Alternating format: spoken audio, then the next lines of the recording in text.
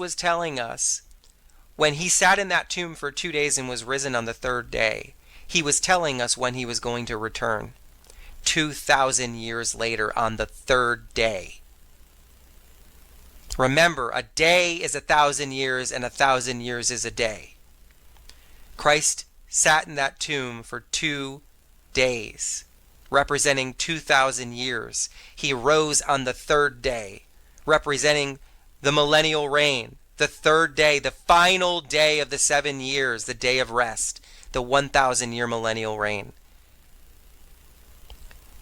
That means that Christ was telling us that from the point of his crucifixion to his second coming, the time when he would set up his final 1,000-year millennial reign, the Sabbath day, the seventh day, the day that God rested, there would be 2,000 years, the same length of time that he was in the tomb.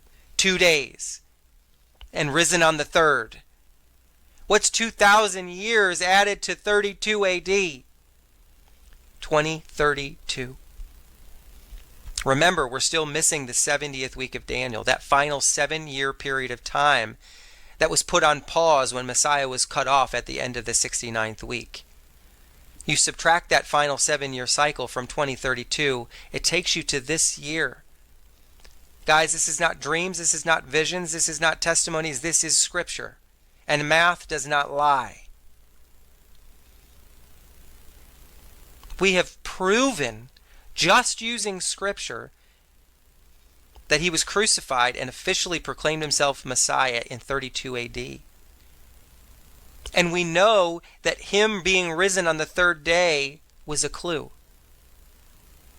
He was telling us there would be 2,000 years. He would return to begin the third day, or the third 1,000 years, after the first 2 days, just like he was risen on the third day. That he was telling us when he was going to return, exactly 2,000 years later at 2032. And he would then set up his 1,000-year millennial reign, risen on the third day. Guys, Hosea 6:2 gives credence to this. It says, after 2 days he will revive us, and on the third day he will rise us up, that we may live before him. This was spoken to the Jewish people, the people who would endure the Jacob's trouble, the 7-year tribulation. They would endure to the end. They would have to endure to the end. And then when he finally returned, they would be risen at his return to rule and reign with him on the day of rest, the Sabbath day, the day that God rested, the 1,000-year millennial reign. All of this is connected. This is why Christ